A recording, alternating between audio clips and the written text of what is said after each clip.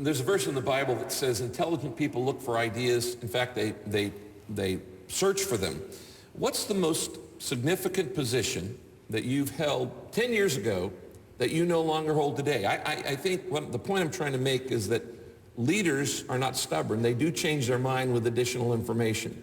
So give me a good example of something that was 10 years ago, you said, that's the way I feel about it, and now 10 years later, it's different. That's not flip-flopping, it's just sometimes growing in wisdom.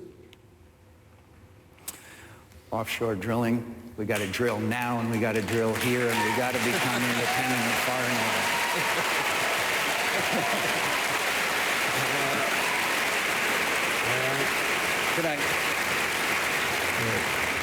I know that there's some here in California that disagree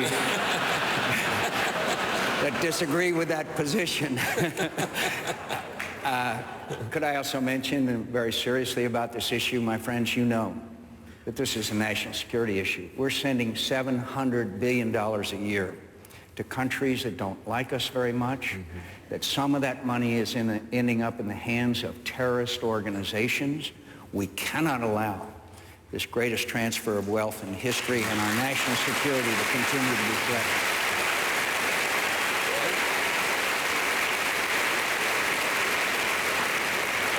And Rick, I know we've got a lot of issues to cover, but let me just say, at the town hall meetings that I have every day, that's the issue on people's mind is energy. So I think if I could just take 30 seconds. One, we've got to do everything. We've got to do wind, tide, solar, natural gas, hydrogen cars, hybrid cars, electric cars. And we have to have nuclear power in order to reduce greenhouse gas emissions and save on our energy costs. And by the way, in case you hadn't noticed it, the French, 80%, we love to imitate the French, 80% of their electricity is generated by nuclear power. If they can do it and reprocess, we can too, my friends. And by the way, if you hadn't noticed, we now have a pro-American president of France, which shows if you live long enough, anything can happen in America.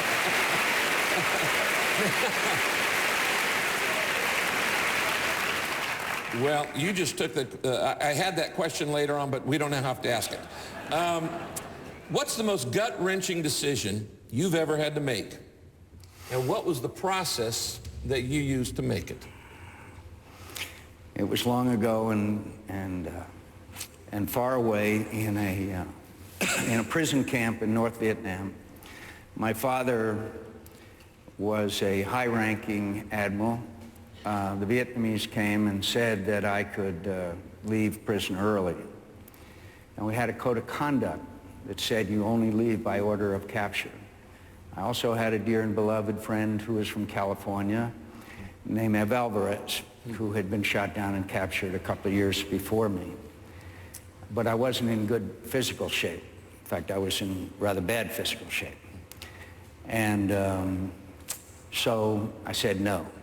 Now, in interest of full disclosure, I'm very happy I didn't know the war was going to last for another 3 years or so. But I said no, and I'll never forget sitting in my last answer, and the high-ranking officer offered it, slammed the door, and the interrogator said, "Go back to your cell.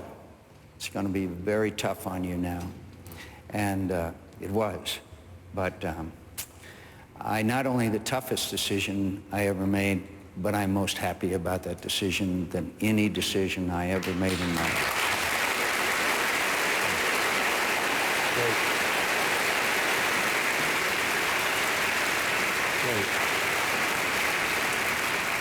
Could I finally say, it took a lot of prayer. It took a lot of prayer. Great. We'll be right back with John McCain.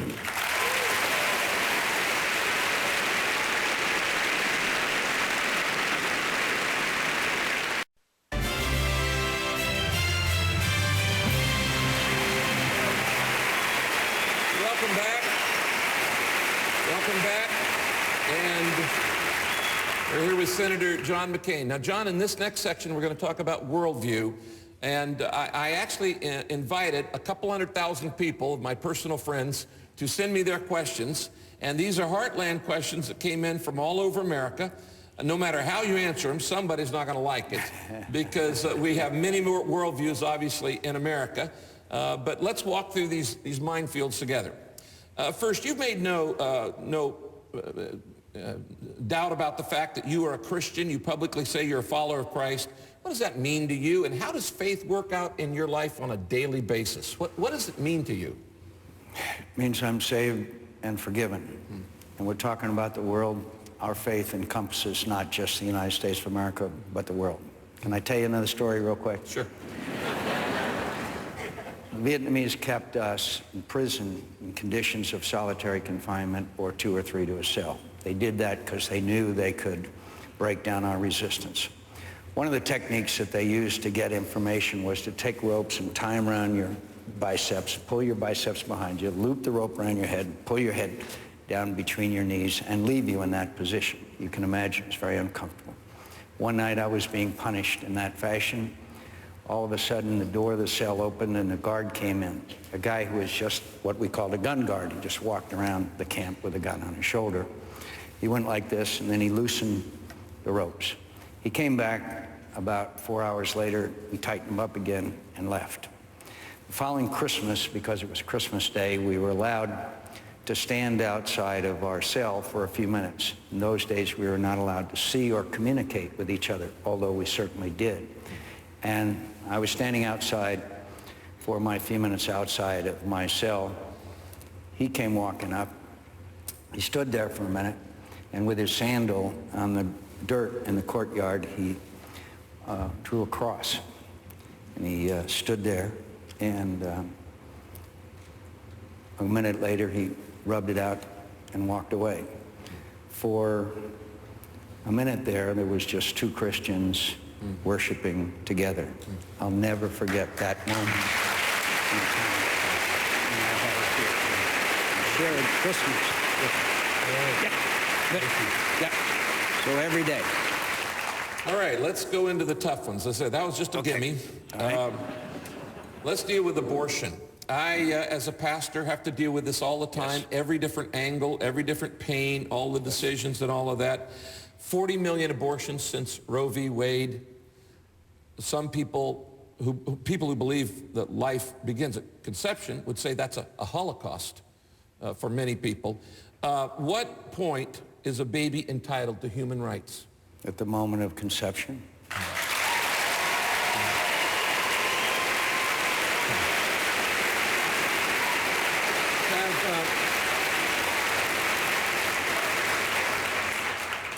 I have a 25-year pro-life record in the Congress, in the Senate, and as President of the United States, I will be a pro-life president, and this presidency will have pro-life policies. That's my commitment. That's my commitment to you. Okay, we don't have to go longer on that one. Define marriage. Union, a union between man and woman, between one man and one woman. That's my definition of marriage. Are we going to get back to the importance of Supreme Court justices, or should I mention We will get to that. Okay, all right, okay. Man, you're jumping ahead. You got all my questions. When we speak of the issue of the rights of the unborn, we need to talk about judges. Well, let me just ask you a question related to that. We've got a bill right here in California, Proposition 8, that's going on because the court overturned this definition of marriage. Was the Supreme Court of California wrong? I believe they were wrong, and I strongly support preserving the unique status of marriage between man and woman. Okay. And I'm a federalist. I believe in that states should make those decisions. In my state, I hope we will make that decision. In other states, they have, to recognize the unique status of marriage between man and woman. And that doesn't mean that people can't enter into legal agreements. That doesn't mean that that they don't have the rights of all citizens. I'm not saying that. I am saying